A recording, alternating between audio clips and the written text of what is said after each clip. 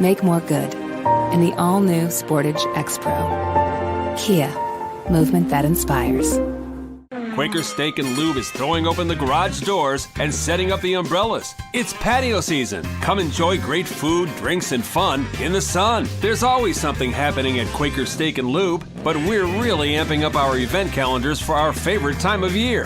Visit thelube.com to find out what's happening at your local Lube this season. Lunch, happy hour, dinner, or late night, indoors or outside, at Quaker Steak and Lube, you'll always find big flavors, friendly faces, and lots of fun. New Trail Brewing Company proudly crafts their beers right here in central Pennsylvania. Brewed with only the best possible ingredients, New Trail produces a variety of year-round brands as well as weekly experimental recipes. New Trail Broken Heels is Pennsylvania's favorite local hazy IPA. This beer is smooth and full-bodied. Hand-selected Citra hops lead to notes of bright clementine and juicy ruby red grapefruit. Broken Heels is perfect for a pregame tailgate all the way through the victory celebration.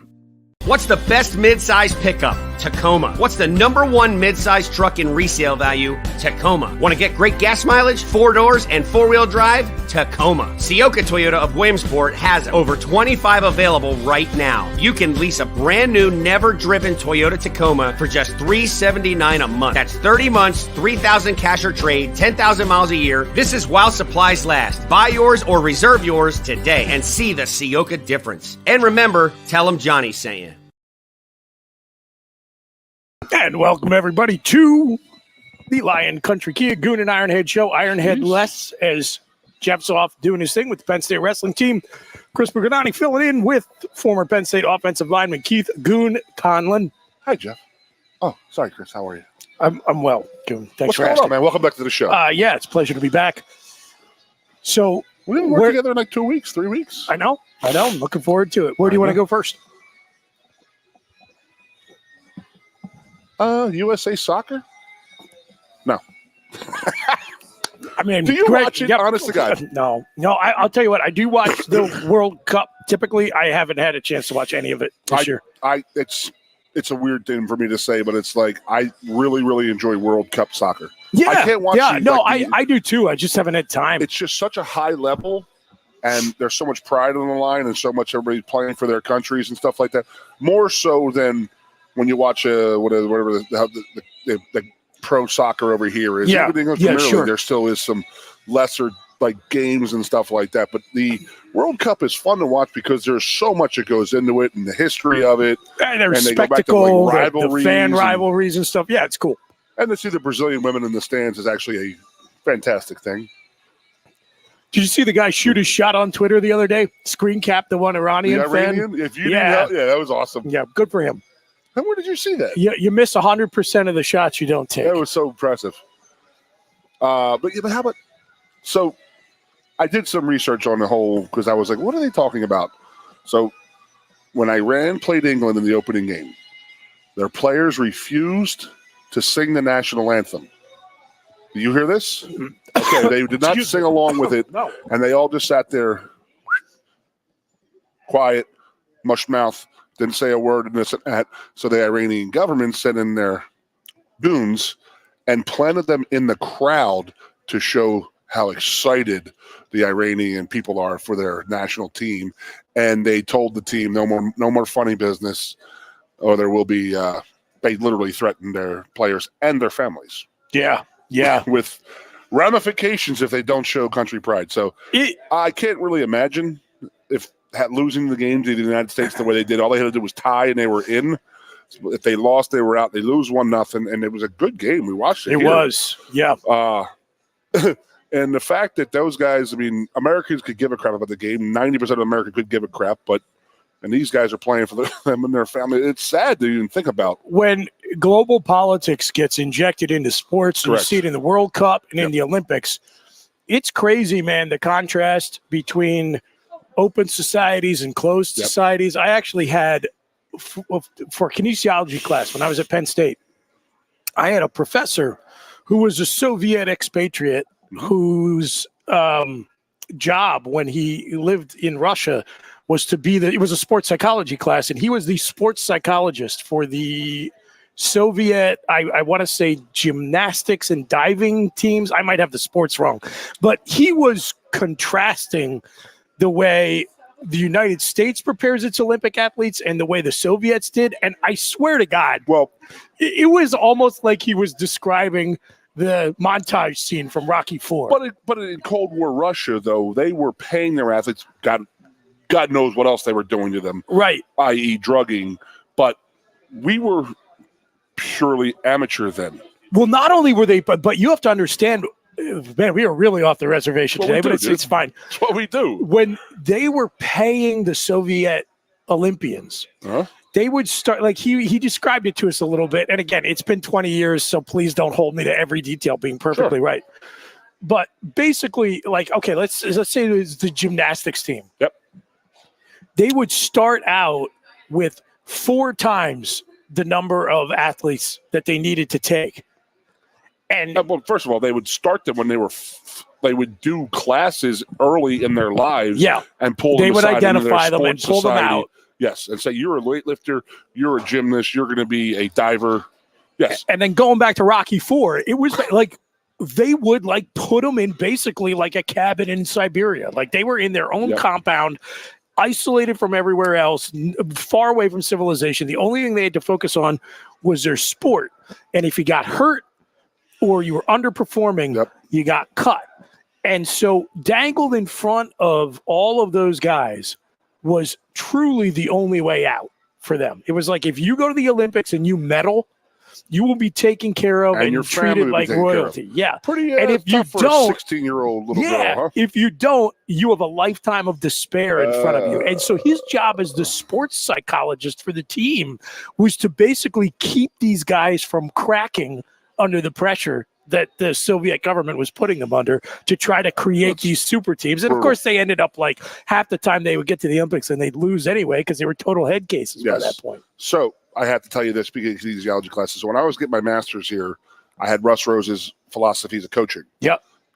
One of my favorite classes of all time. Sure. But he had, I wish I remember his name because I learned more about doping in the hour and 15 minutes that I was Chuck in. Usalis. I think you're right. Yeah. Yes, absolutely. I learned more about doping and drug use amongst athletes in that hour in that class during this guy's question and answer period than I knew in my whole life. Yeah, he has to be retired by now. Yes, but, he is. But he was like one of the foremost national experts. So he was the one who explained to me. He explained to the class, and he says and this goes into the Balco and Barry Bonds and the Olympic sprinters and stuff like that. If they did not have a specimen of the drug, they could not test for it. Interesting.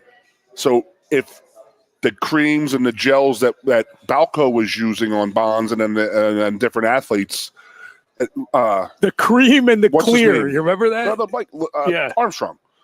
Lance Armstrong. That's how it got caught, because he had a jealous ex-teammate who followed him, and he took a sample of he had an empty used syringe, and he turned it into the biking people, and that's how they figured out how they stayed ahead of everybody.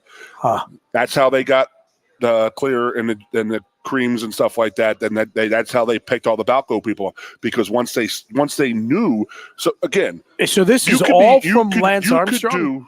It's a lot of it. So like Barry Bonds and they all got caught in the same dragnet from was Lance. He not part Unbelievable.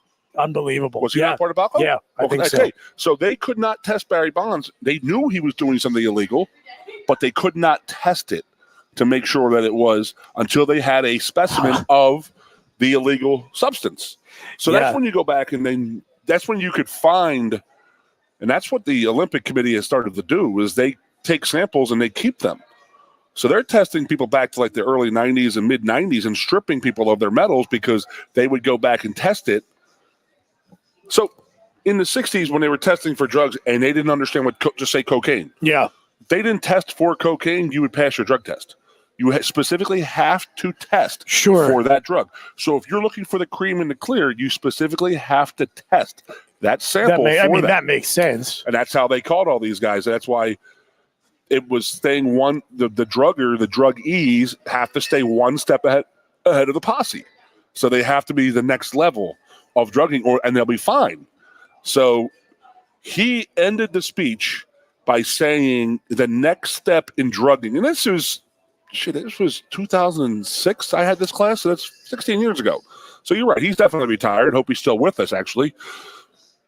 He said the next step in drugging is when they're creating people in wombs, and they're like chromosomes and stuff like that, and X's and O's, and they're starting to create super athletes and stuff like that from the scratch. And you can't test for that.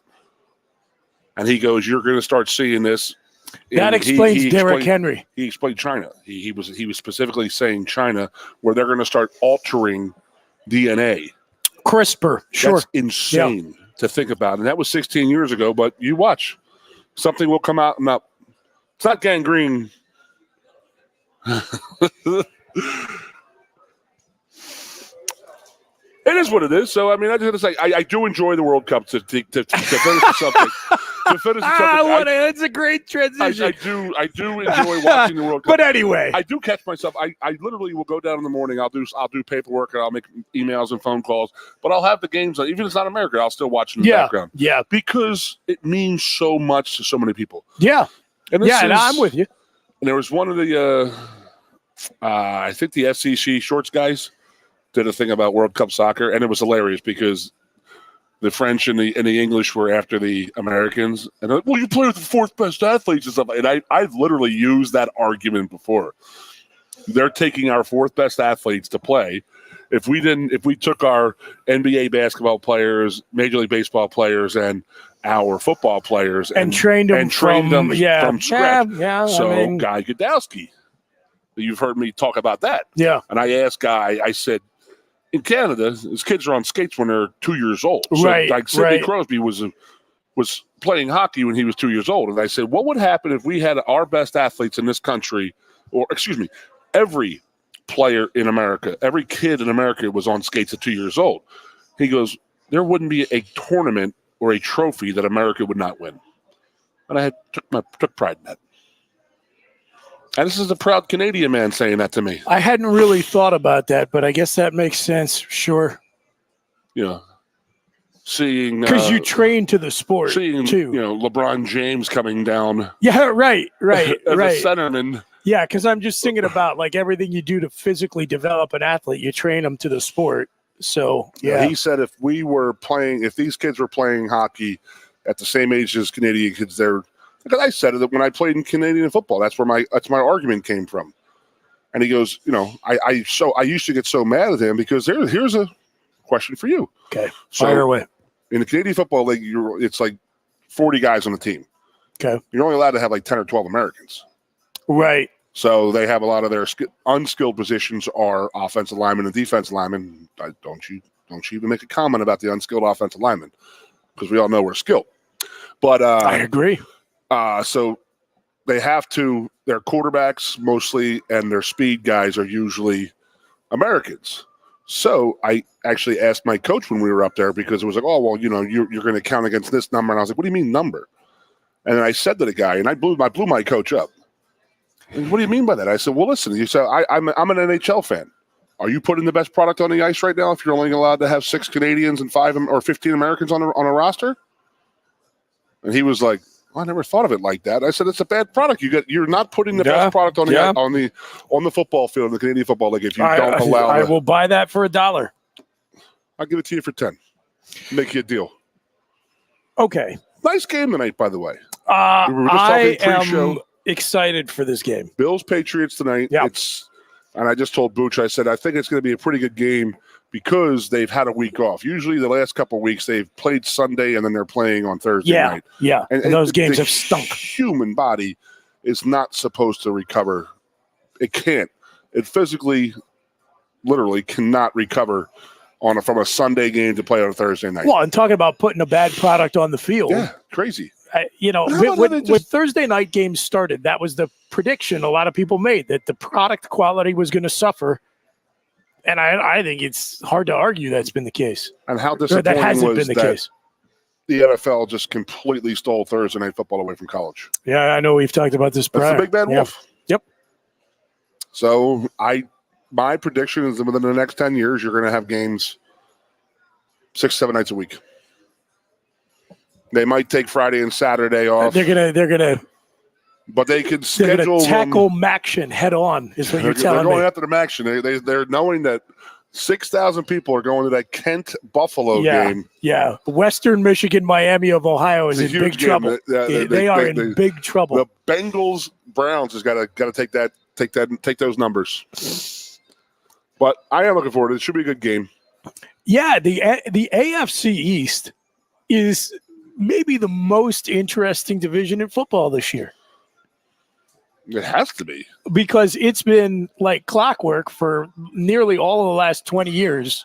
The Pats are going to win the division, right? Yep. And so, and like anywhere between 2 to 3 of the other teams are going to be absolute garbage. Like the Bills, Jets, and Dolphins. They will stink out loud more often than not, right? Yep. Now, all 4 of the teams in the division are competitive, and New England's the worst of the 4. Well, even though they're 2-0 against the Jets. What I saw 2 weeks ago with Zach Wilson. Yeah. When he had 2 yards in the second half before he got benched, right? Yeah, not very good. I'm watching that game because I'm a red zone guy. Yes. And it was like literally tied 3-3 with 6 minutes left. They were talking about like they are playing to tie. They would not let him throw the ball. They were trying to run the ball, and then they go ahead. They wanted overtime. That's what they wanted, and they played for overtime, and it burned them because they ended up having a punt return for a touchdown. Yeah, and then they asked Wilson that question. He flat out says, "No, it's not my fault," type of thing. And do you think he will never play again in New York? He is absolutely fried in New York. That's probably true. And even that's without Wilson being a good quarter coming out last week and throwing 3 touchdowns. It wasn't Mike White. Yep. Where it came from? I couldn't tell you. I have zero idea. Yeah, I don't know. I'll look it up while we're talking. Speaking of quarterbacks, by the way. Yes. I did see a early predictions for NFL first round. Okay. And I did see. Are we still doing the Will Levis thing? Right? I don't see it. No, I don't either. I don't see it. I really don't. Now, I know he plays in the SEC and he has a subpart team. By the way, Western Kentucky, and before that, USF. There we go. Who didn't know that? I knew that. It was just on the tip of my tongue, Bucci. But anyway. Yeah, I'm looking forward to tonight because there is so much. There's still any one of those 4 teams can win that division. Mm-hmm. Mm-hmm. And that's crazy to think about because Buffalo has been the golden child, but it's still the Patriots and it's still Bill Belichick and just it's kind of like the same thing in the NFC where the NFC East is one of the most interesting divisions in the game. I think the AFC East is just more of a compelling storyline because those teams have been bad for so long and New England's been dominant for so long. But Philly, despite being 10-1, every single week has to keep winning because even though they got the tiebreaker against the Vikings, like Minnesota keeps winning and got Dallas in the rearview mirror. So there's some bad NFC teams. There are very bad teams throughout the NFL, and the teams at the top are getting fat off playing them, which is why you can't ding any of these teams for having bad schedules because most of the teams in the league are profoundly flawed. I got to say this about the Eagles because I know we're both Eagles fans. Yes. And that is, you're saying that, they're getting fat off of bad teams and stuff like that, but they're finding a way to win different ways. Well, yeah, and you know what? Everybody's really my point when people bring that up is that the Phillies played its share of the best teams in the league. They beaten Dallas, they beaten Minnesota, and if everyone's playing bad teams, then someone's got to figure out how to win those games because half the time the teams are losing. And so to be 10-1 against the same competition everyone else is playing, if you look at the way Philly's schedule stacks up, it's no less unimpressive than anyone else's. This week, Tennessee. Yeah, for sure. I think it's going to be a very tough game for Philly's run defense. Jordan Davis looks like he's going to be back. Okay. Yeah, which is a huge, timely return. Huge. Yeah. Especially with Derrick Henry coming to town. Yeah, because Philly's run defense has been pretty bad. Since he left. Yes. No doubt about it. I mean, what a difference a rookie can make, but geez, it's a big boy. And they got Sue and the other guy in this and that. Were they going to keep them, or I don't know what they're going to do? But they're going to keep them. Like I mean, they're going to add some depth to rotate them in. Yeah, for sure. I mean, the big question for Philadelphia right now is what's going to happen with Chauncey Gardner-Johnson being out for a few weeks with a lacerated kidney. Correct. I Reed Blankenship, who by the way was like one of my bottom of the draft, priority free agent guys, and I'm like, oh man, I hope Philly gets this guy. He played really well. But he's still a rookie. Sure. He's still an undrafted free agent. And he's going to be abused this week. Yeah, absolutely. To go after him every play. And there's no depth to speak of behind him. Yeah. So, everybody's, and I'm all about it, talking about could Michael Jenkins come back. But the problem is, Malcolm Jenkins, sorry. The problem is his contract is, he tweeted it out, his contract's still owned by New Orleans. Howie, just give him a 6th or 7th round. My feeling on that is, they want their first round pick back. Yeah, right. My feeling is he was already slowing down in the Eagles Super Bowl win. You know what I mean? He was a liability in pass coverage. Yeah, but like a savvy locker room guy, just put him out, roll him out there for 15 snaps, 20 snaps. I don't think the Birds need that right now. They need depth. But they don't need the savvy locker room guy. So Oh yeah, sure. You got enough guys there. But you got somebody who has been there, who knows what to look for, who can tutor your young players. Because other than Marcus Epps, who is, God love him, consistently playing a little bit above his head as one of the 2 starting safeties, like Reed and Kayvon Wallace. Like you said, those guys are going to be that. That's all they're looking at this week in film study in Tennessee. Yep. They're doing cut-ups of every snap Reed Blankenship took. I can't believe he was also the kicker for the Indianapolis Colts. Rodrigo. Most infamous for putting Alabama in the playoffs that one year when he missed the kick in the SEC title game. You remember that? But didn't he make the kick versus Cincinnati to win a playoff game? He did. Or was that was just a bowl game? The bowl game. Cincinnati was going to upset them, and it would have been a terrible really bad clock look. management by Luke Fickell in that game. The Wisconsin man. Yeah. What do you think about that? Luke Fickell to Wisconsin. How you feel about it? I love it. I really do. I like Fickell. I played against him. I always respected his coaching. And did you really? Where did he play? Cincy? Luke Fickell?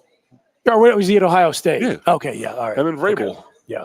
Vrabel and Finkus and the other big. There was another big tackle. They called themselves the Silver Bullets is what they called themselves. But very good players, good guy, huge wrestler, 106-0 in high school. Luke Fickell was. I did not know that. He was much bigger. He played down. He wasn't an end. He was a down guy in college.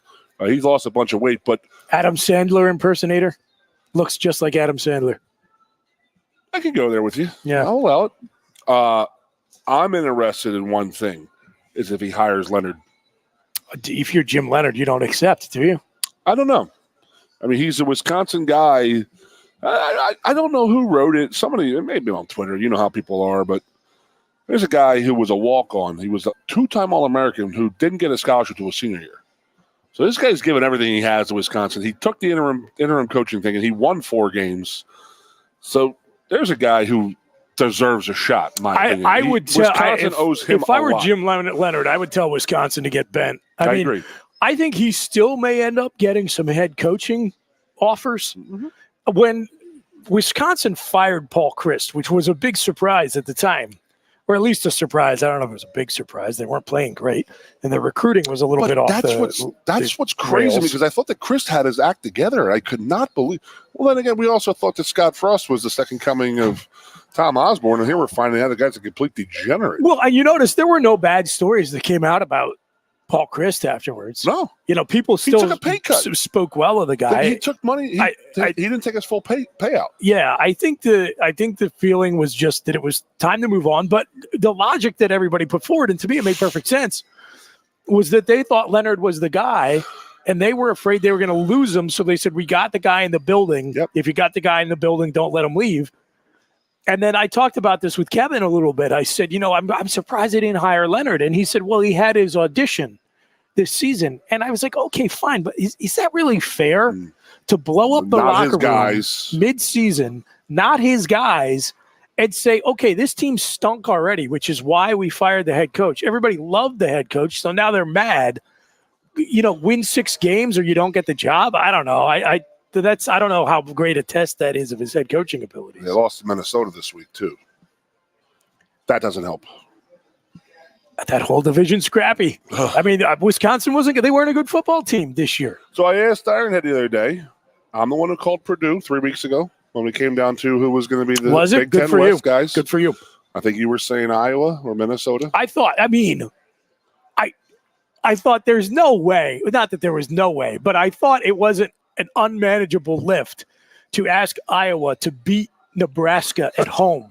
3-8 Nebraska at Kinnick, not even on the road. In a rivalry game on national television. Well, it was on the Big Ten. Why would they put that on the Big Ten network at 4:00 in the afternoon? That should be a national game. Because the teams had 10 wins between them. That's why. They had less offense than that. Yeah. Yes. Total the whole season. I'm with you, but I mean, I'm just sitting there saying, that was probably one of the bigger games of the day. And they went up against Florida State, Florida. Boy, Florida's having a rough run with his quarterback room, huh? Oh, jeez. That's – maybe they might call Marcus Stokes back up and say, hey, you were young. You made a mistake. All's forgiven. I would be interested to see what exactly happened there. You're talking about Kit and the son, right? I am, yeah. So what if somebody sends you that? Well, yeah, I don't want to go too far down this rabbit hole, but when I saw the way it was reported, so for anyone who doesn't know what we're talking about, it was very odd how it was reported. The report was that Jalen Kitna, who is a scholarship quarterback at Florida and the son of longtime NFL quarterback John Kitna, was arrested on charges of possession and intent to distribute child pornography. So he had intent to. I didn't see the intent. Well, here's the thing, man. Intent to distribute is one of these charges you can tack on very easily. And child pornography can mean a lot of different things, right? It could be like what comes to your mind first, or it could be a freshman who is underage sent you a selfie, right? Like they both qualify under the same thing. So, you do wonder about it. But, God, like that is not a story you see in the world of college sports very often. And this is coming on this heels of Florida rescinding its scholarship offer to Marcus Stokes, who was previously committed to Penn State, when he filmed himself on TikTok or somewhere. Twitter. Yeah. Okay. Singing rap lyrics and dropped a hard end. So that was that. And from Penn State's perspective, kind of feels like he maybe dodged a bullet on the kid and upgraded because Jackson Smollett's probably a better player. Do you want my 2 cents? Yeah, sure. The kid's recruiting pictures alone when he committed here should have pulled the scholarship from the kid Stokes. Is that right? I didn't see him. He's the kid who had the hat on sideways. He had his grill and all that stuff, and he was flashing all the numbers. Okay. He's a punk. But that's what the kids do nowadays. That's the company line. That's the way kids are nowadays. We have to deal with that. Can't just be grumpy old men. You can be. I'm going to be a grumpy old man. Yeah. I'm going to be. Let's talk about Penn State's quarterback room real quickly, since we brought up Jackson Smollett. Did you think that Zaire would go in the portal? Yeah. Absolutely. 100%, right? Yeah. It's nothing that has happened so far has been surprising, except what was good for Penn State, which is Olu Fashanu saying he's going to come back.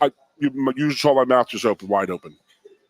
Now, can we say Aeneas called this? He did. Yeah, absolutely. Aeneas he told Hawkins, us weeks ago. Who does our player show with us, and he's 1 year out of school type of guy, and he was like, no, it's seriously, he's not going to go to the NFL. We were both like, no, you go to the NFL if you're a first round pick. And he goes, he's not like that. His mental makeup is not like that. He is more. Education is super, super important to him. I'll say the other thing too. You don't see many 19-year-olds in the NFL. Think about yourself at 19, right? Yeah, but if you're, I get it. I get it. You know the theory. If you're a first round, you go because you can't get any higher. The only place you can go is down. So for him to be a first round pick, literally the top projected O lineman, and he is coming. It was an absolute huge victory for us. Yeah, like him staying. To your point about that, I always think about when Brandon Short came back to try to win a title in 1999, would have been a first-round pick after the 98 season. Dropped down, I think, to the third round. Third or fourth, yeah. Yeah, and that was bad. But the ultimate cautionary tale is Matt Barkley. No, Remember that guy? He was going to be the number 1 overall pick, came back to USC, had a terrible season, and Chip Kelly took him to the Eagles at the 6th round. Leinart was the same way. Leinart was definitely the number one overall pick. Right. And he came back to win a 3rd title. He Yeah. didn't even win it. It's just crazy to think about, but there's a guy there's a cautionary tale, but him coming back is an absolute coup. That's literally getting a well, or he knows the game. He's already been playing here, so you're getting a 5-star recruit coming in who's played 2 years already. Protecting the blind side of the biggest asset you have coming back. Well, he is now our biggest asset because your other good backup quarterback is gone. So that's what you got to worry about. Yeah. So Bill, go back to him. Yeah. Do you remember? See, I'm just a grumpy old man when it comes to recruiting because I hate talking about recruiting. Okay. I remember he was being recruited. Mm-hmm. And he was quoted as saying, I told Franklin. That's how he said it. I told Franklin I'm the only quarterback in this class. You've mentioned this to me before. And I just, so it's like, okay, he doesn't like competition, in my opinion, then. That's how I take it as a grumpy old ex-football player. And we're to the point now where he's, not going to be the starting quarterback, so it's not even really a competition. So he saw the writing on the wall, and, so he's going to go. Are there any ideas of where he's going to go? I haven't heard anything yet. I'll put this to you. He might go to Florida. He could go to Florida. Well, he could now. You're right. How many? Long history of Canadian quarterbacks in Florida. Who was the one? The Bachelor. Was he Canadian? Yeah. Jesse Palmer? Jesse Palmer is a Canuck. So how many teams in the Big Ten would Christian Veilleux have started for this year? Probably at least half the league, right? Or over. I mean, the top 3, no. Once Tanner Morgan Iowa, got hurt, he would have been the best quarterback on Minnesota, best quarterback at Iowa, the whole Rutger. West. Yeah. The whole West. Other than Purdue. Probably. So 6 right there. Yeah. Yeah. I mean, so could he beat his brother out? Could he get Rutgers? Yeah. The kid could play. 10? He's going to get a shot to play somewhere, but he wasn't going to play at Penn State. That wasn't going to happen. I know the staff no fault of his own. No. I mean, the staff. See, this is why I believe the transfer portal is good for quarterbacks. Now, to people out there who are listening / watching, I say that because if you're an offensive lineman like myself, okay, he's not a left tackle. Let's try him at right tackle. Okay, he's not a good tackle. Let's try him at guard. They're going to find a spot. You have 5 spots as an offensive lineman. You have 4 spots as a D tackle, D lineman. The corner's not working. He could be a good safety type of thing. He's not a good receiver. Let's put him in corner type of thing. You're a quarterback. You have one place and one place only to go. And there's only one on the field. So I am a big proponent of the transfer portal being a big positive for quarterbacks. Big time positive. And I think what you saw with Veilleux, and just to finish my thought from before, that Bo Probola is a guy the staff likes a lot. They like Smolik. That's going to fill out the 3 deep probably next year. And we'll talk about the transfer portal for Penn State to bring in a quarterback. But I think what you saw with Veilleux, that's just going to happen at the quarterback spot now. You're going to get a commitment. The guy will come in. He's got 2 years to get into competition. And if he's not in too deep by that point, he's gone. And that's just the way it's going to work, which is why it wasn't a surprise. So now here's my question to you. You go into next season, you feel great about Drew Aller as the starter, and then you'll like Probula a lot, and you feel like you've got good young talent in Jackson Smolik, but you've got no game experience sitting behind your clear number 1. What's your strategy if you're going into the portal looking for a quarterback? Because I have a profile of a guy in mind that I would look for. You're thinking that we would go and go get somebody as a backup on Penn State? Yes. Wow. I'm not saying they're going to. I was just laughing in my head thinking about I think Franklin's going to play both of those guys to get experience when he wouldn't play. Just to the complete opposite of what he said all year. He might. I know. They like Pabula a lot. Yeah. And he's had a full year and a half in the system because he was an early enrollee. So it may just be that they feel comfortable with him as the backup. But let's say you wanted to bring in some type of veteran talent, but you're not going to get one of the good quarterbacks because you are basically pitching the guy to come be a backup. Yes. So what kind of player would you look for? I would look for more of a running type of quarterback to how they used Levis a couple of years ago. A guy who can come in on a short yardage type of thing and run the RPO. And that would be your pitch to him. Well, we're going to put you in some of these situations. Well, that's the only way you're getting on the field because you're not going to be a drop back quarterback because you're going to be a backup. So who's going to want to go be a backup? Here's what I would look for. I would look to the Group of Five and to high-level FCS programs, and I would find a kid from Pennsylvania who's grad transfer. Means something. Yeah, and I would say, do you want to have a one-year experience playing for Penn State? You're going to run out of the Beaver Stadium tunnel for the whiteout. You know, we're going to try to get you a Big Ten championship ring. And if our starter gets hurt, you are going to have the first crack to lead what we hope is going to be a playoff team. You know, if he's got 1 year left and wants that big time experience, and like I said, a Pennsylvania kid, a chance to play for probably Penn got State. about 6 of those type of kids from Pennsylvania on their team. Oh, well. Who would be a good Pennsylvania quarterback that has left and gone elsewhere? I would have to look around. You think more of a MAC school type of guy. Yeah. That's what I'm saying. You would have to find. You know who a good example would be a kid like. But the writing's already on the wall for him at his school. Yeah, like a guy like Dan Persa from Northwestern back in the day, like Easton kid, like wanted to get the Penn State offer, didn't get it, played at a high level, good player. Sure. I mean, Northwestern is probably even a little bit. Like if you're the starting quarterback at Northwestern, you're probably going to stay there. But if you're the starting quarterback at like Miami of Ohio or Toledo or a place like that, especially if you're getting pushed by a young guy, and the staff is maybe like, hey, you know what? Like Coach Franklin's going to call. Maybe you should take the call. Now go back a little bit and say he's a grad transfer because you're not going to leave Northwestern mid career. Right. You want a guy who's already graduated from Northwestern, already has that piece of paper. Sure. That's a pretty damn important piece of paper he has. Yeah, and at that point, you already know you're going to have a backup nipping at your heels. I don't know. That, to me, is the type of player they should look at because given what the goals are going to be now next year, do you really feel great about no experienced competition beyond Drew in your quarterback room going into the summer? I just want to go back to what you just said, and I really think next year is not a success if we don't go to the playoff. I really have that feeling. Yeah, I think that's fair. I think that's fair because this year is going to be a 10. We'll talk about this, a 10-win Rose Bowl season, almost certainly. So, yeah, you bring so much back. You get the Big Ten Freshman of the Year. You know, you want to say, all right. Flip a coin, you think, between those two? Why wouldn't they give Co?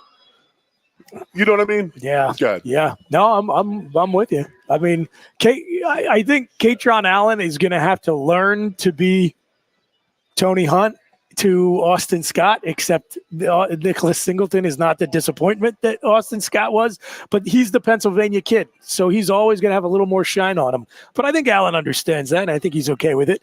But, yeah, the expectations for sure are going to be, you know, the schedule shakes out very favorably next year too. You got to win at Ohio State and beat Michigan at home, which I think the way things are going, unbelievably, is probably the way you'd prefer to do it rather than the reverse, right? I don't know if you listened to the show the other day, but, geez, Michigan walked out 44 seniors. That's a lot of guys. This is their time right Holy now. Crap, man. The difference between the current Michigan team and the one that got their asses handed to them by Georgia last year is that team could not – they didn't have an explosive play element to their offense. I agree. Now, Blake Corum's done for the year. Did you see that? He's going to have surgery, so he will not play in the Big Ten championship game or the playoffs. He's done. Wow. But Donovan Edwards is still a really good back, and he feasted on Ohio State. And if you look at Michigan's two big wins – in the regular season, they're Penn State and Ohio State. Wow. And both games, like if you added up every down of the game, it was close most of the time. And then the difference between a close game, the majority of the totality of the 60 minutes, and the lopsided final score is Michigan busted big plays on both teams. And so I think they're way more dangerous going into this playoff than they were last year. The theory that we talked about a couple months after the Michigan game, it held up last week. And that is that we are built to beat Ohio State because they have been the top dog for 15 years. Yep. So you build your team and your program to beat the top team. Sure. Now, Harbaugh is over there silently building a 1970s, 1980s, just bludgeoning Big Ten football team. Yeah. And they went into Penn State and they bludgeoned us to death. And they went into Ohio State and they took a lot of punches. And they withstood a lot of punches. And they came back and they bludgeoned Ohio State into submission. I mean, they made them say ouch. I think the test of that method, next test of the method, because I'm definitely still not sold, is going to be how they look in the playoffs this year. They have a much easier path, too. You had to start with Georgia last year. This year you're going to play TCU. That's been my argument for Michigan forever. And that is that we've said it many, many times. What have they done in the postseason? In their lives, they've won a half a national title since the Great Depression. Mm-hmm. So they don't have – Bo Schembechler had a horrible bowl record.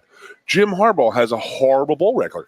But that is the old school Big Ten mentality was we don't care about national titles. We want Big Ten titles. And, again, we've talked about this on our show a lot, is that Penn State bought that national mentality to the Big Ten when we joined in 1993. When it got to the point, we don't want to – I remember we won the Big Ten and we're going to the Rose Bowl, and people are like, "Oh," I'm like, "I don't really give a shit. I want to play for a national title. Is what I'm here for. Yeah. I didn't come here to win a Big Ten title." Now, with that said, I mean it's a good segue to the Rose Bowl. I was just going to say the Rose Bowl situation. Perfect segue. But I want to see how Michigan does in the playoff. Granted, they're going to have an easier haul. They got to get a very stingy, tough Purdue team this week. Only up 16.5-point favorite. Hey, so Jeff Brom's record against top three teams. Is it at home? Are they going to flash the lights? Well, they're not going to get to do that, but they are 3-0. He is 3-0 versus top three teams. To go back, Michigan historically does not do well in postseasons. Yeah, Rose Bowl records absolutely horrendous. Now, we're following that. What are we, 1-2? Yeah, or 1-3. Franklin lost one. Did Joe lose two? No, we're 1-2 in the Big Ten. Okay, I think we've lost. I know we've lost at least one, maybe two, back in the 40s. There's only one other one. She was Bezdenic back in the day. That was the coach. That was the only one where he punched the coach. Is that what it was? Yeah. He slugged the opposing team's coach in that game. The Willie Hayes action in him. So Michigan. I'm so interested to see if Michigan takes that next step. I'm saying Penn State needs to take the next step and get into the playoff now. Okay, Michigan is at that step right now. They went to the playoff last year. Right. And I remember they were still talking about the freaking Ohio State. Oh, they beat game. Ohio State and checked out. It was done. Yeah. I mean, I remember watching the Michigan basketball game, and they're introducing these guys, and they're the winners of the Big Ten beating Ohio State. And these guys are celebrating. And I'm like, you haven't won anything. So I am very, very interested to see if they take the next step, if Jim Harbaugh has grown as a coach, as Michigan has grown as a program, to take the next step to get to win a playoff game. Could they win a national title?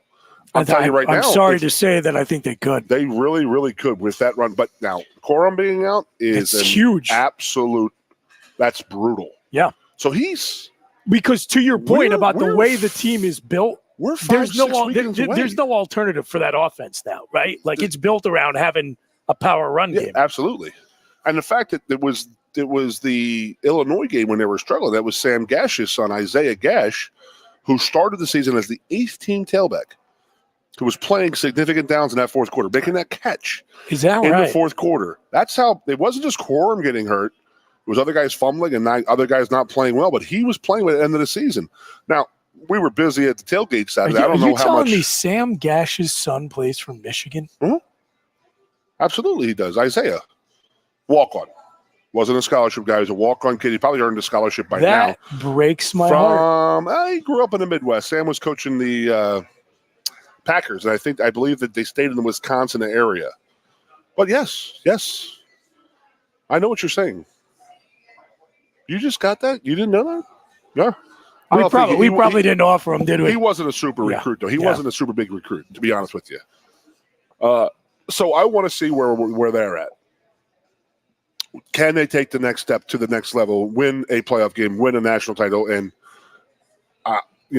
so Corum, we're 6 weeks away from January 9th. Yeah. What surgery is he having? ACL, I think. It is ACL? Yeah, How the hell did he play this past week? Don't quote me on that because I saw it right before I came in here. But he's done. Like not going to play in any games. Well, you can recover from meniscus. It might be could be an LCL, but usually the ACL, once that's even dinged a little bit, they're not going to even put you on the field. Well, again, maybe while we're talking, I'm going to look it up. Speaking of that, Von Miller just got announced he's going to get put on IR with his knee injury. So not so good. Thinking maybe, but that's 4 weeks at least. So that's towards the end of the season for him. Yeah, definitely season-ending knee surgery. Yeah, so you're not. I'll look it up what it is. Okay, the old school is you don't get an MCL repaired. Your body will recover from that. But if it's a PCL, an LCL, or an ACL, you are definitely having surgery. The ACL obviously is the 9-10 month, John. Did I ever tell you my senior year story? No. Oh yeah, I played Wisconsin. The game we lost here, we lost our 17, 18 game winning streak or whatnot. They beat us here on a night game. So I was pass blocking Tarek Salah. Hell of a defensive. He was really freaking good. Yeah, I remember him. First round pick of the Panthers. So he was like a sophomore. And he actually had visited Penn State. He wanted to come to Penn State. I don't think that we didn't offer him or something like that. So he was on a mission that day. So I ran him by the quarterback, and Andre had run his guy by the quarterback, and me and the other guy banged knees, and my knee popped up, and I tore all the cartilage in it and this and that. So got through the first half and this and that, went back to the locker room at halftime, and Doc Sebastianelli was like, you don't have any cartilage. I couldn't straighten my leg out. I couldn't bend it completely. He's like, you're a liability. I said, I can still play. I mean, I'm still fighting. But they're like, the kid's pretty good. And he beat me. He didn't get a sack from me, but he beat me pretty good late in the half when I was all busted up. So they just figured, okay, you're done. You got a torn ligament, no meniscus, you're torn cartilage. So the next morning, I have to be at a surgery at 8 o'clock in the morning, and this is literally the conversation I had with Wayne Sebastianelli, with my mom and dad. Well, we don't have time to do an MRI because we want this done as fast as possible. So we go in there. We're pretty sure it's a meniscus tear. We're going to go in and take the meniscus out, clean up in there. And then he says, if there's any, and I mean 1/10 of an issue with your ACL, we got to repair it. So that'll be your then that's season. it. You were done. Yeah. So I literally went under, not knowing if I'm going to wake up in a cast to my hip, sitting there saying, "Thanks for your career. It's over." Damn. You know what I mean? And thankfully, I mean, I woke up and I was groggy, and I was like looking around and I was like, "Is it an ACL?" That's all I could think about. Yeah, yeah. And it was, thank God, it was just cartilage. But by the way, they haven't announced what the surgery is on Corum. They're not. Yeah. But season ending. They said so. He's done. Whew. Okay, so he could have been back if it's an MCL. Just to tell you that. But if it was an ACL, I can't imagine why they let him play this past week. It could have been that playing this week is what aggravated it. I don't know. To finish it off, maybe it was stretched and then he tore it. So it's he possible. didn't play that much. No, not at all. He only took a few snaps, but he's not going to play. That was risky. Penn State Rose Bowl. Yeah, do you realize this is going to be the last real Rose Bowl? I love it, and I love that experience. Now go back to it to bring Aeneas up again. How about all those guys? What they talk about every week? And I was trying to tell Jeff last week, I'm like, it's still the You Rose could see Bowl. it. You could see it in their eyes when you bring up the Rose Bowl. Yeah. That's where they wanted to go. As a player, I remember, to tell the story is when we lost to Michigan in 2005 and I was coaching, I remember me and Scott Paxton, he ended up being a very close friend of mine. We ended up, still very close. He's like my little brother. And he's like, I'm so mad. He goes, all I wanted to do was play in the Rose Bowl. Oh, as a player, all I wanted to do was play in the Rose Bowl. Yeah. But that was the national title. They earned the right to go. They earned the right to play. Yeah. He had 3 of those 4 seasons were his, the losing seasons. Yep. So he was around some shitty-ass teams. And he goes, all I want to do, even in high school, he goes, I came to Penn State because I wanted to play in the Rose Bowl. And then we win the Big Ten, and we're not invited to the Rose Bowl because that's where the Big Ten I get it, but man, those guys, but like, you can tell by the players' eyes. Yeah. They're looking at you, and Aeneas is like, we got the Rose Bowl in there, and they were all driven. I got to give it to these guys. Well, man. and so now it looks like it's going to happen. So for folks who have not been following it closely, by the way, it's Line Country Kia Goon and Ironhead show. No Ironhead, Chris Piccanani with Keith Goon Conlon from Quaker Steak and Lube and State College. If USC, who is playing Utah in the Pac-12 championship game, loses that game, then they will drop in the rankings. Ohio State will move up to number 4. 2 Big Ten teams in the playoff, and so Penn State would be the next highest ranked Big Ten team. So they're going in the wrong. But this is being reported. I was started getting rumors and rumblings of this about 48 hours ago, and then about 24 hours ago, you started seeing it all over the national press. The Athletic is reporting it.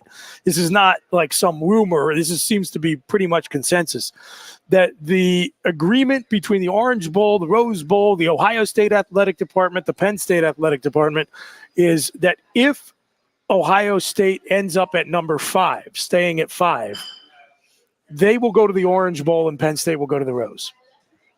And that's just a function of Ohio State's been there a few times recently.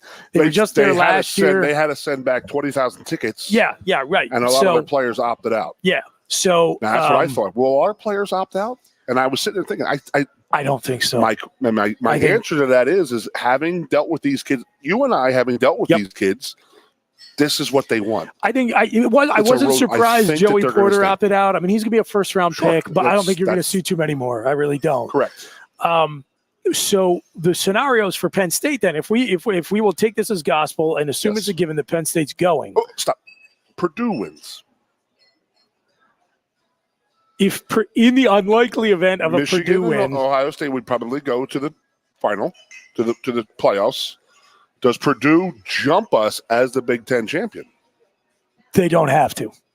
It makes you sick thinking about it, though. Well, and it's the Rose Bowl's prerogative to take the higher ranked team. Okay, so that's my question. Okay, but that's an interesting question because I was just going to talk about who Penn State would play, and it doesn't work that way in the Pac-12. So the USC Penn State Rose Bowl rematch is off the table because one of two things will happen. Win, they're going to go to the playoffs. Yeah, they will win and go to the playoffs, or they'll lose, and we will play Utah. Yeah, and it'll be Washington if USC wins the Pac-12 title game, which means Penn State will have a rematch with Michael Penix. So much sexier than a Cotton Bowl. And I would love to go to the Cotton Bowl. Yeah, no, I'm with you. I have friends down there. I would be taken care of like a madman. Yeah, sure. But the another group of 5 school, the Tulane they're going to be ranked like 16th in the country. It does not move the barometer absolutely whatsoever. Not even a second. Not even a centimeter. Yeah. The fact that you could play, you're going to be playing a. Now I'm okay if we go to the Super Bowl and play Alabama, play Ole Miss because I want a name. I don't mind those games. Yeah, Clemson, I just want to play a name. I want to play a name. Yep, agreed. So. Anyway, even somebody said Kansas State or Kansas in the Cotton Bowl, and I was like, I would take it more so than Tulane or UCF. At least it's a Power 5 opponent. The name, that's what you want. So, and it's what the kids want because this is. I'm telling you, to go back to what I've been saying to you for 6 months now. I have not 6 months, but the last 3 months. It's being around the players, and that is listening to them and how well led they are. It only feels like 6 months. It's 1990. It's the 1992 Penn State team, 1993 team. We have some guys who are going to go away, and then this has all been a springboard towards next year. And that's just how I feel about this team. I really, really do. And if these guys get a Rose Bowl out of it, it would be absolutely fantastic. People can say they haven't beaten a Big Ten or a top 25 team this year. Okay, how many did they play? They can't make the schedule on a weekly basis. You can only play who you play. You know what I mean? They're not going to be like, right? You can only beat who they put in front of you, and these schedules are made years in advance. So it's like, we can't help that Indiana stunk. Can't help that Wisconsin or Illinois, and we didn't play those two, but you know what I mean, in Nebraska. We can't help that. We did what we had to do, and it would be an absolutely great reward for this team that they can go to the Rose Bowl. And it would be fantastic for the team and the program. Do you think we could sell it out? Do you think we have enough fans that are behind this team to say, I'm going to drop $4,000? It's not a cheap trip. Yeah, probably not. But, I mean, the economy's pretty rough. But we might do better than Ohio State will. Ohio State, the problem is that people are saying, well, they've been there. And they didn't sell tickets last year because they've been there 3 of the last 5 years. Yeah. It gets old and monotonous. You know, you can only go there. How many people that you've known, this is their vacation. Yep. They take bowl trips as their vacation. Sure. They work all year and they take their bowl trips. So a Rose Bowl every 5-10 years is fantastic. So I had a friend who was planning to go to the Cotton Bowl. He's out on the Rose Bowl. I can see that. I would go to the Cotton Bowl. I would not go to the Rose Bowl. Yeah. I have enough other stuff planned, but again, I have people in Texas and I wouldn't have to come out of pocket with too much. Right. But it would be fantastic for our guys, and it would be a nice reward to go out there, get a nice victory over a named program, and build more momentum going into next year. I mean, I think the momentum going into this offseason is already high. If Penn State wins the Rose Bowl, there you go. It's going to be a 9-month party in Happy Valley. Absolutely, it will be. And that's the way it should be. That's the way we always used to do it. That's the way it should be done. The fact that people don't care about bowl games just drives me absolutely crazy because I lost one bowl in my 8 that I played for and coached at Penn State. One bowl. And I'm going to tell you that was the worst freaking offseason. The Blockbuster Bowl. We signed up for it in May. Well, the Big Ten effed us, so did what they did to us. So they didn't want us in there then. They still don't want us in there now. So what? That's a whole nother show. So we will be back next Tuesday at 3 p.m. You are going to be on vacation next week. Trying to be. I got a lot of stuff, a lot of moving parts next week. Okay. A lot of New York City Monday night. A lot of ins, a lot of outs, a lot of what have yous. Yes, sir. All right. Well, hopefully you and Ironhead can handle either it. Either way, you will not be here, but I will be here with the Ironhead. I will be in Nassau, Bahamas this time next week. Yeah. I could call in if you want me to. I sound like Shooter from the other Hoosiers. That was a foul. That was a foul. Dennis Hopper, right? Yes, sir. Yeah, awesome. Sure. Everybody, we hope you had a great holiday Thanksgiving. I hope your holiday season is off to a great start. I want to remind you that if you're watching the World Cup, the college football championship weekend, NFL games. Pace yourself. Starts at 9 and it'll be over at midnight. That is a long day. Games start on Friday night. Yes, they do. Oh, and yeah. Great way to watch both of them. Both days of college football action is right here at Quaker Steak and Lube in State College. Come on out, watch games, have an adult bev, enjoy some delicious wings. We will be back next week with the Lion Country Kia Goon and Ironhead show. Until then, be good and be safe. Woo. See you guys.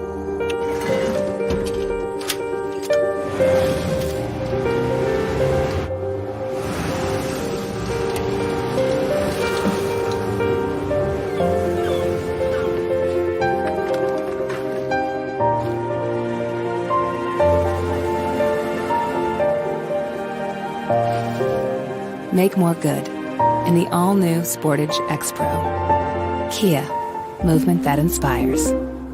Quaker Steak and Lube is throwing open the garage doors and setting up the umbrellas. It's patio season. Come enjoy great food, drinks, and fun in the sun. There's always something happening at Quaker Steak and Lube, but we're really amping up our event calendars for our favorite time of year.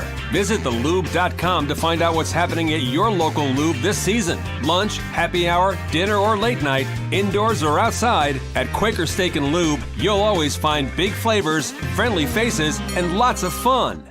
New Trail Brewing Company proudly crafts their beers right here in central Pennsylvania. Brewed with only the best possible ingredients, New Trail produces a variety of year-round brands as well as weekly experimental recipes. New Trail Broken Heels is Pennsylvania's favorite local hazy IPA. This beer is smooth and full-bodied. Hand-selected Citra hops lead to notes of bright clementine and juicy ruby red grapefruit. Broken Heels is perfect for a pregame tailgate all the way through the victory celebration. What's the best mid-size pickup? Tacoma. What's the #1 mid-size truck in resale value? Tacoma. Want to get great gas mileage, 4 doors, and 4-wheel drive? Tacoma. Sioka Toyota of Williamsport has over 25 available right now. You can lease a brand new, never-driven Toyota Tacoma for just $379 a month. That's 30 months, 3,000 cash or trade, 10,000 miles a year. This is while supplies last. Buy yours or reserve yours today and see the Sioka difference. And remember, tell them Johnny